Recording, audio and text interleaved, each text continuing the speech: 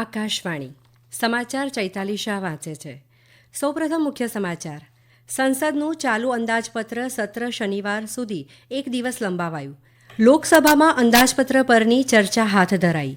કેન્દ્રીય મંત્રી નીતિન ગડકરીએ જણાવ્યું છે કે આ વર્ષે લોકસભાની ચૂંટણી પહેલા રાષ્ટ્રીય ધોરીમાર્ગો પર સેટેલાઇટ આધારિત ટોલ સિસ્ટમ લાગુ કરાશે. ઉપરાષ્ટ્રપતિ જગદીપ ધનખડે કહ્યું કે શિક્ષણ એ સૌથી પ્રભાવશાળી અને પરિવર્તનકારી પદ્ધતિ છે જે સમાજમાં અસમાનતાને દૂર કરશે. સંરક્ષણ મંત્રી રાજનાથસિંહે વિશેષ ક્ષેત્રોમાં પરચુરણ મજૂરો માટે ચૂકવણીની શરતોમાં છૂટછાટના પ્રસ્તાવને મંજૂરી આપી. ઈડીએ મની લોન્ડરિંગ કેસમાં ઉત્તરાખંડ કોંગ્રેસના નેતા અને પૂર્વ મંત્રી હરકસિંહ રાવતના ઘરે દરોડા પાડ્યા. ઈરાન સરકારે ભારતીય નાગરિકો પ્રવેશ માટે વિઝા મુક્ત નીતિને મંજૂરી આપી. મહિલા FIH હોકી પ્રો લીગની સ્પર્ધામાં આજે ભારત અને ઓસ્ટ્રેલિયા વચ્ચે મુકાબલો. સમાચાર વિગતવાર. સંસદનું ચાલુ બજેટ સત્ર શનિવાર સુધી એક દિવસ લંબાવવામાં આવ્યું છે. 31 જાન્યુઆરીએ શરૂ થયેલું સત્ર આ મહિનાની 9 તારીખે પૂરું થવાનું હતું. આજે સવારે જ્યારે રાજ્યસભાની બેઠક મળી ત્યારે અધ્યક્ષ જગદીપ ધનખડે સત્રને એક દિવસ લંબાવવાના નિર્ણયની જાહેરાત કરી હતી. સરકાર 2024 પહેલા અને પછીની ભારતીય અર્થવ્યવસ્થાની સ્થિતિની તુલના કરતી સંસદમાં શ્વેતપત્ર રજૂ કરી શકે છે તેવા અહેવાલો વચ્ચે સત્રને લંબાવવામાં આવ્યું છે.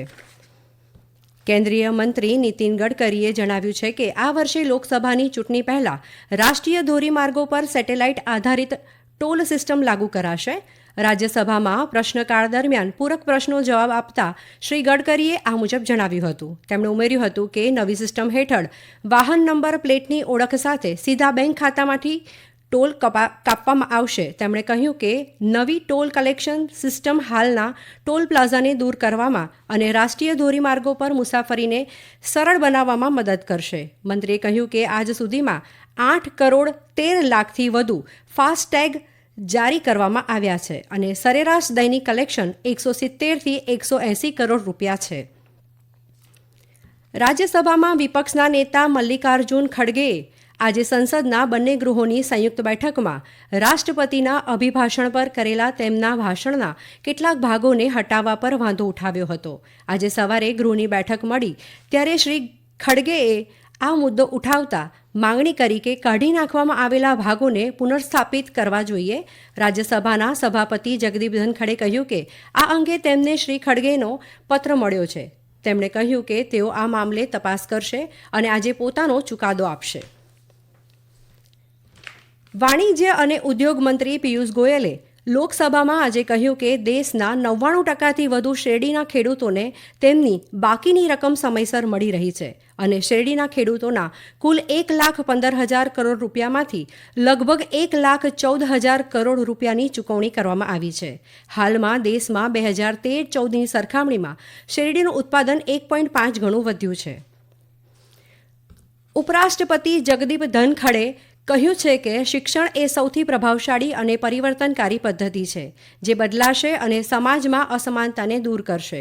દિલ્હી યુનિવર્સિટીની ઇન્દ્રપ્રસ્થ મહિલા કોલેજના શતાબ્દી સમારોહને સંબોધતા ઉપરાષ્ટ્રપતિએ જણાવ્યું કે કન્યાઓના માટેનું શિક્ષણ ક્રાંતિકારી પરિવર્તન લાવી રહ્યું છે જે 2047 સુધીમાં ભારતને વિકસિત રાષ્ટ્ર બનાવવામાં મદદરૂપ થશે.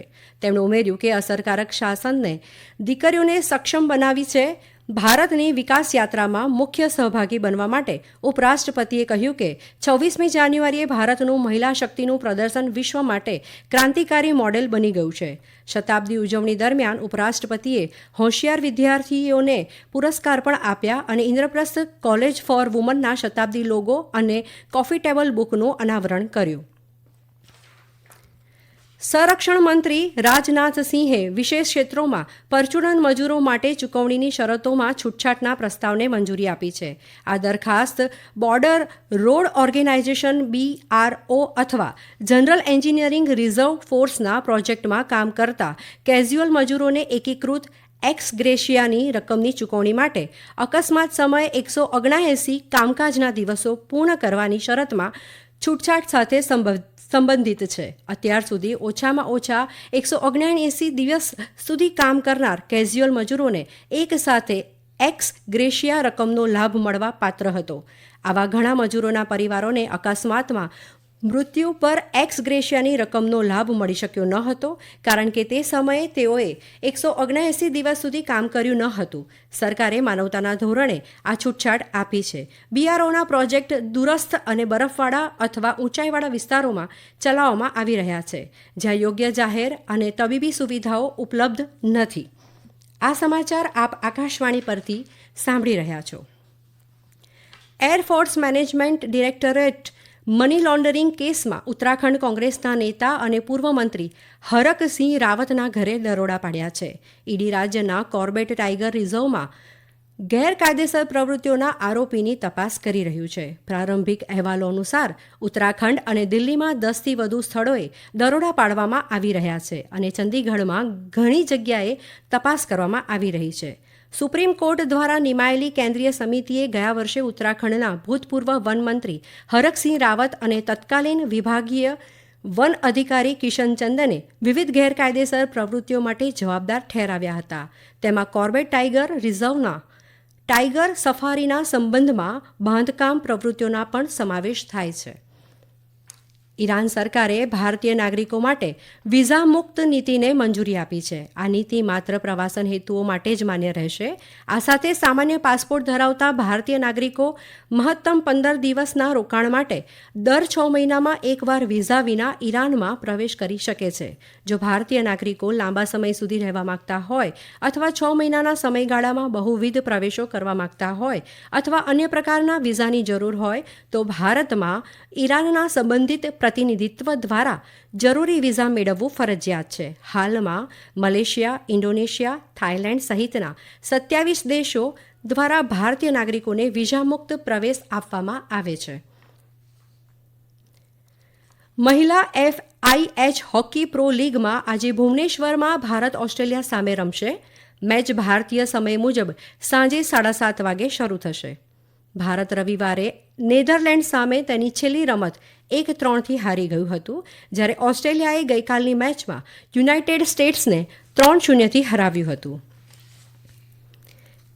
કેન્દ્રીય જળશક્તિ મંત્રી ગજેન્દ્રસિંહ શેખાવતે કહ્યું છે કે કેન્દ્ર સરકારે છેલ્લા 9 વર્ષમાં માળખાકીય સુવિધાઓના વિકાસ પર 34 લાખ કરોડ રૂપિયા ખર્ચ્યા છે. આ વર્ષના બજેટમાં મૂડી ખર્ચ માટે 11 લાખ કરોડ રૂપિયા ફાળવવામાં આવ્યા હતા. વધુમાં તેમણે જણાવ્યું કે દેશમાં 500 રેલવે સ્ટેશનોને આધુનિક બનાવવાનું કામ ચાલી રહ્યું છે. 2014માં સરકારની રચનાના 1000 દિવસની અંદર દેશમાં 18,400થી વધુ ગામો અને પંચાયતોના વીજળીકરણ કરવામાં આવ્યું હતું. મંત્રીએ ભારપૂર્વક જણાવ્યું હતું કે આજે ભારત વિશ્વમાં ત્રીજું સૌથી મોટું મેટ્રો રેલ નેટવર્ક ધરાવે છે. ભારતીય હવામાન વિભાગે આજે અરુણાચલ પ્રદેશમાં મધ્યમ વરસાદ અને હિમવર્ષા અને ઉપહિમાલયન પશ્ચિમ બંગાળ અને ઉત્તર પૂર્વીય રાજ્યોમાં વરસાદની આગાહી કરી છે.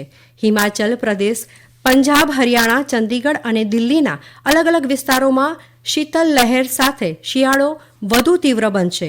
IMDએ મધ્યપ્રદેશ, બિહાર, ઉપહિમાલયન પશ્ચિમ બંગાળ, સિક્કિમ અને ઓડિશામાં ગાઢ ધુમ્મસની સ્થિતિની પણ આગાહી કરી છે. આગામી 3 દિવસ દરમિયાન ઉત્તર પશ્ચિમ, પૂર્વ અને મધ્ય ભારતના ઘણા ભાગોમાં લઘુત્તમ તાપમાનમાં 2થી 3 ડિગ્રી સેલ્સિયસનો ઘટાડો થવાની સંભાવના છે. આગામી 2 દિવસ દરમિયાન દિલ્હીમાં 20-30 કિલોમીટર પ્રતિ કલાકની ઝડપે પવનો ફૂંકાય તેવી શક્યતા છે. મુખ્ય સમાચાર ફરી એકવાર. સંસદનું ચાલુ અંદાજપત્ર સત્ર શનિવાર સુધી 1 દિવસ લંબાયું. લોકસભામાં અંદાજપત્ર પરની ચર્ચા હાથ ધરાઈ. કેન્દ્રીય મંત્રી નીતિન ગડકરીએ જણાવ્યું છે કે આ વર્ષે લોકસભાની ચૂંટણી પહેલા રાષ્ટ્રીય ધોરીમાર્ગો પર સેટેલાઇટ આધારિત ટોલ સિસ્ટમ લાગુ કરાશે. ઉપરાષ્ટ્રપતિ જગદીપ ધનખડે કહ્યું કે શિક્ષણ એ સૌથી પ્રભાવશાળી અને પરિવર્તનકારી પદ્ધતિ છે જે સમાજમાં અસમાનતાને દૂર કરશે. મહિલા FIH હોકી પ્રો લીગની સ્પર્ધામાં આજે ભારત ઓસ્ટ્રેલિયા વચ્ચે મુકાબલો. આકાશવાણી પરથી સમાચાર પૂરા થયા.